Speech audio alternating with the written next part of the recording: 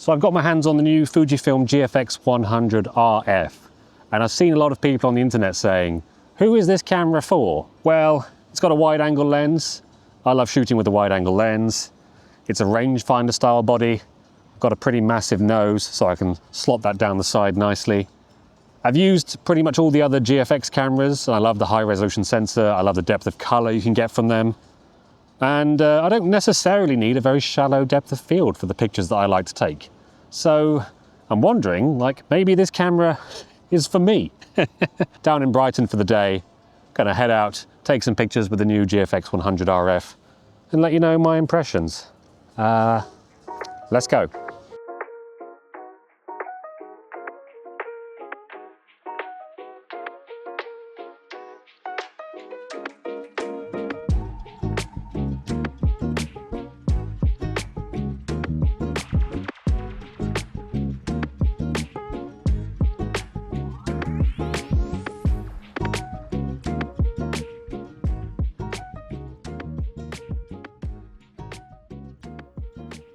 So I took this camera to Brighton specifically because I thought it'd be a great place to put it through its paces.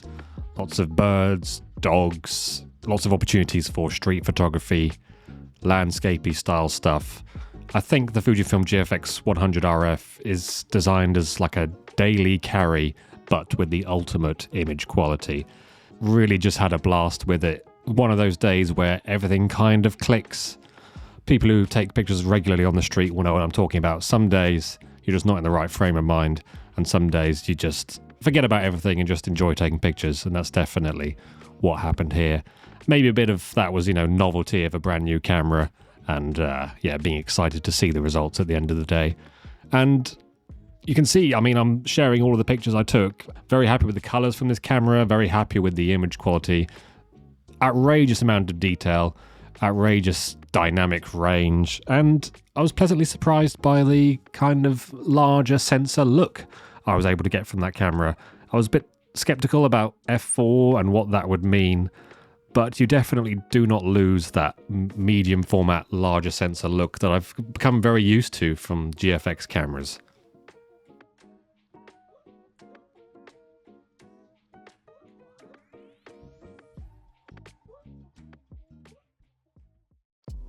So if you've used other Fujifilm cameras, you'll feel right at home with the GFX 100 RF, but there are some additions. The aspect ratio dial is a really interesting feature. I wasn't sure if I would use this, but I really have, but within limits. I think there's a lot of choice, but for me, I already really love the 4:3 aspect ratio that you get natively with GFX cameras, but being able to switch to square, to 1:1, is a really fun addition for me. I used to own a Rolleiflex camera and I had so much fun using that, but of course got priced out of shooting film. And of course, with any digital camera, I can retrospectively crop to square. Being able to compose in square format on the fly with the 100 RF like this, it's just a really fun thing to do, and it takes me back to owning a Rolleiflex. And the way it's implemented is really cool. You can set up the camera to have a sort of grayed out area around the square box, so you can see what's around the edge of the frame. It's just nicely done, and there's lots of things about this camera where you can tell they've really thought about stills photographers making creative choices on the fly. And that's really cool just to see a camera manufacturer thinking about things a little bit differently like this, and really focusing on the experience of shooting stills and not just making another hybrid camera.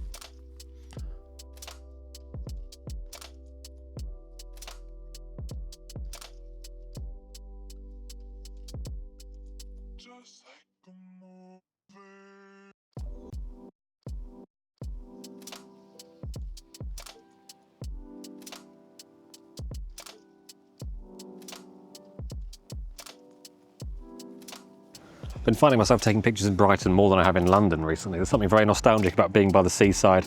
I really like the vintage vibes here.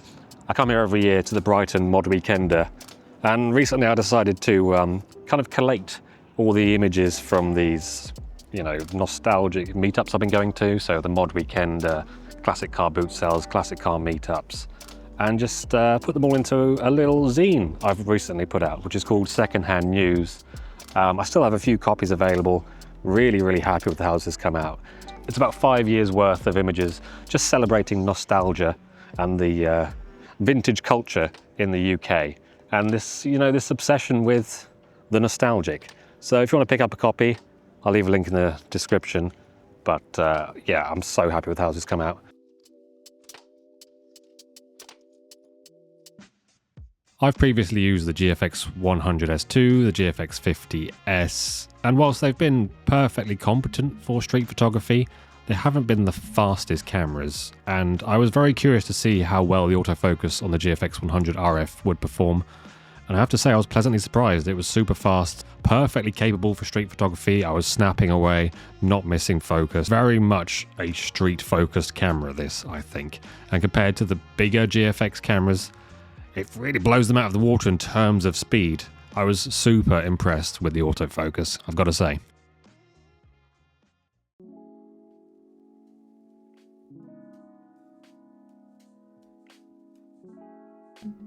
So it wouldn't be a video that I've made about a GFX camera without jumping into Lightroom to talk about the image quality and do a little bit of pixel peeping.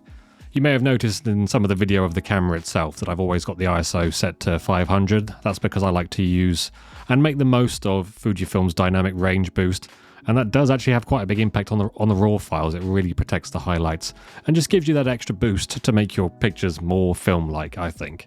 So let's just open up Adobe Lightroom 2 Judgment Day and have a look at some of these images. I mean, obviously, detail for days, and then you can just see how much information you can pull back in the highlights and recover from the shadows, and just the flexibility in the color in these raw files is just amazing. And of course, if you want to apply retrospective film simulations, you can in Lightroom, which is a really nice touch. But yeah, you could print these so big, and just the flexibility with cropping, like, very easily. Yeah.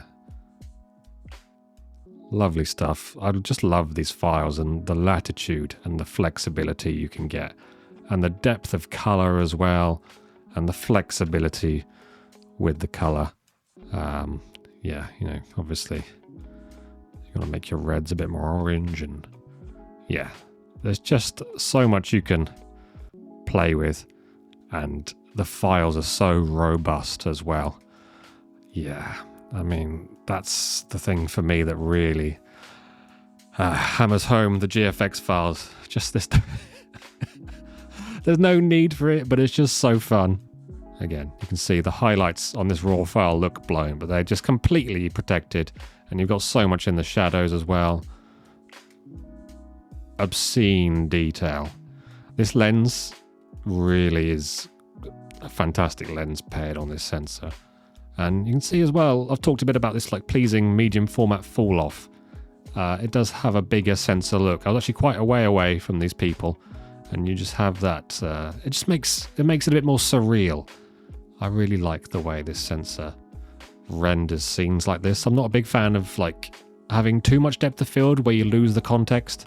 I like that there's just a subtle fall off. You retain the context, and it kind of amplifies the image. So you're able to make your subject kind of pop off the background slightly, but not too much. Keep the context and maintain this larger sensor look. And then you can, crop to your heart's content, which is always fun. But yeah, really always very impressed with these GFX files. And if I had $4,500 spare, one of these cameras would be tempting. But unfortunately I do not. If you've watched this much, thank you. If you want to get me closer to being able to afford one of these cameras, there are lots of ways you can support this channel. You can join our Patreon. We have a private Discord. We set monthly street assignments. We also publish a quarterly street and documentary photography magazine. We still have a few copies left of our latest edition. Or if you just want to subscribe to the channel, leave a thumbs up. It all helps. Thanks so much for watching. See you next time.